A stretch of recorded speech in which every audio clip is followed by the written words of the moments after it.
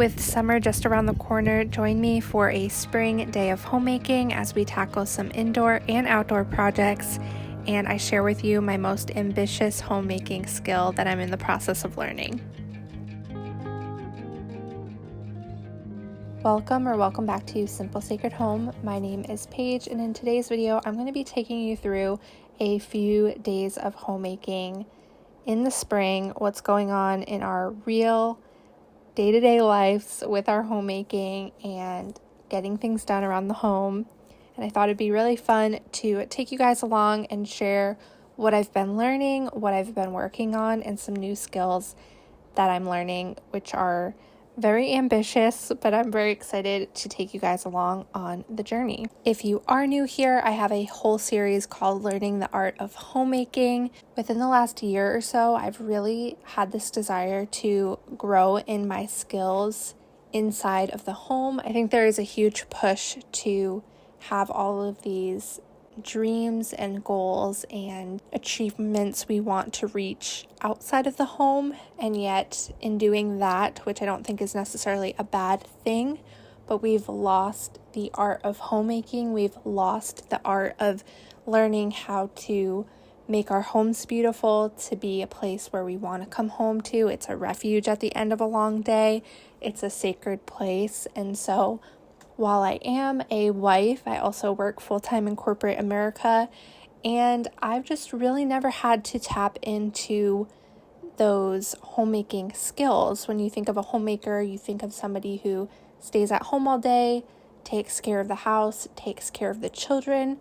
Obviously, from what I've shared, we don't have any children on this side of eternity right now, and it's just me and my husband, and we both work corporate jobs, and we spend a lot of time at work. And so the reality is that whether you stay at home and your primary job is wife and caretaker of your children and quote unquote a homemaker, the reality is even if you do work outside of the home, you still have to care for your home. You're still doing homemaking tasks unless you're outsourcing those things, which obviously some people do that as well, but most of us are not outsourcing those things. So we are not only taking care of corporate job duties, but then we're also having to care for our homes as well.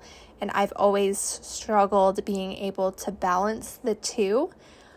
But within the last year, I've had a desire to simplify my life so that I can slow down, so I can learn those homemaking skills that our grandparents, great-grandparents, great-great-grandparents have always known how to do. I desire and aspire to be able to have those skills as well. And so this is just really just a video diary of what I'm learning, and hopefully by me sharing that, it's also encouraging some of you.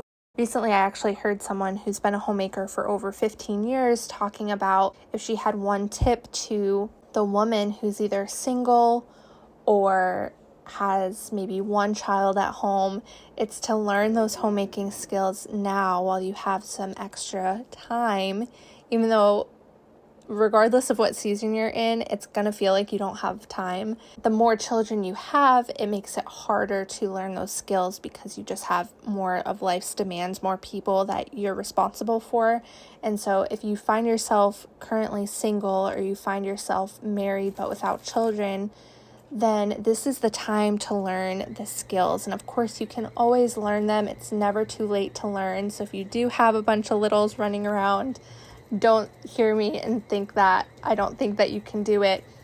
But from those who are well into their homemaking journey, that have lots of children, that have lots of years of experience, those are the women that I want to listen to and look up to and say, okay, what advice would they have if they could rewind time now that they know all that they know?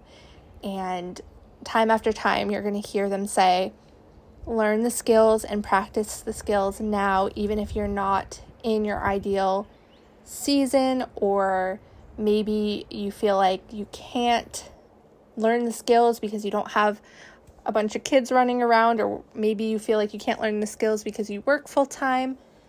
take it slow. Try to incorporate new skills as you go over time, and you'll be able to build on those skills. As you learn one, you can add another one in. After we got the Pop-Tarts going, while my husband was working on our outdoor homemaking tasks that needed to get done, I began working on my most ambitious homemaking task to date this week, and I'm really excited to take you guys along for the journey. So last year was all about learning sourdough for me. That was something that I was really interested in, and so I spent about 6 to 9 months last year really learning about bread in general and then sourdough specifically.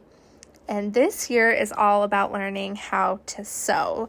And specifically, I wanted to learn how to quilt. I've been wanting to learn how to quilt after seeing these beautiful vintage quilts over the last few years on Pinterest, and every once in a while when I go into an antique store or an antique market. You guys know, if you saw last week's video, that I went to the Brimfield Antique Market, which is an awesome show. If you end up in the Massachusetts or New England area, I highly recommend checking it out.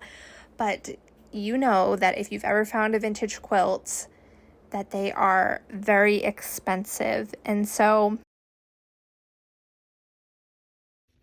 because they are so expensive, to me, I was just like, it would be so cool to learn how to actually make my own quilt rather than just buying a vintage quilt. I definitely think that, depending on the season of life you're in and things like that, it just might not be in the cards for you. And if you really like the quilt and you are willing to spend the money, then good for you. You should do that.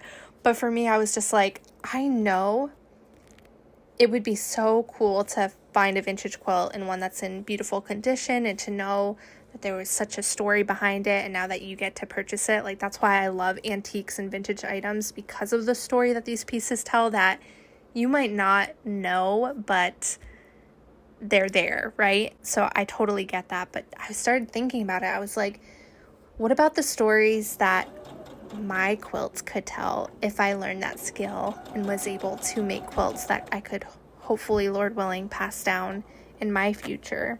So because of that, I'm now determined to learn how to make one myself, and I thought it would be really fun to bring you guys along on the journey. I want to make it so clear that I literally don't know anything about sewing. I don't know anything about quilting. And so if you are somebody who knows how to sew, and if you know how to quilt, you might look at what I'm doing and say, girl, you got it all wrong. And if that's the case, which I know it is, I just ask that you be patient with me. This is a definite learning journey for me. I'm not trying to be perfect, because if you try to be perfect, you'll never do anything. So I'm really just using this experience to learn as I go. I just want to bring you guys on the journey, because we all start somewhere, and some of us have more background knowledge on certain topics than others. And like I said, this one I have no background knowledge on. So it is like trying to walk for the first time. No idea what I'm doing, and nobody to directly show me besides YouTube, which I'm super thankful for all of those that are on YouTube sharing how to quilt and techniques and things like that. Thank you in advance, because I've been watching all the videos. So I found a pattern on Etsy, and I will actually link it down below if you're interested in trying to quilt yourself, whether it be your first time or you're just gonna start a new one. And I would love to know that if you are. I would love if you would leave a comment just letting me know that you're in the process of making your own quilt, or because of this video, you're interested in learning how to quilt. I would so love to know that down below, and I'd love to see your progress. So definitely keep me updated if you do. So while quilting is a ton of work, I can't help but think about what good work it is, a way to express your creativity and an opportunity to make something that can be passed down for generations, not to mention a skill that can be passed down from generation to generation. And homemaking can provide us with so many skills if we are willing to learn them over time, one at a time, to better serve not only our families, but others as well. But it's also a great opportunity to sit in silence and enter into some sacred space with the Lord. It's also a great time to listen or meditate on the scripture, or to pray for people that come to your mind as you're sewing, or whoever you're specifically sewing a piece for. So if you are interested in following along on my homemaking adventures and creating a simple sacred home, make sure you subscribe so you don't miss out as I post a new video every Monday, and I'll see you guys next week.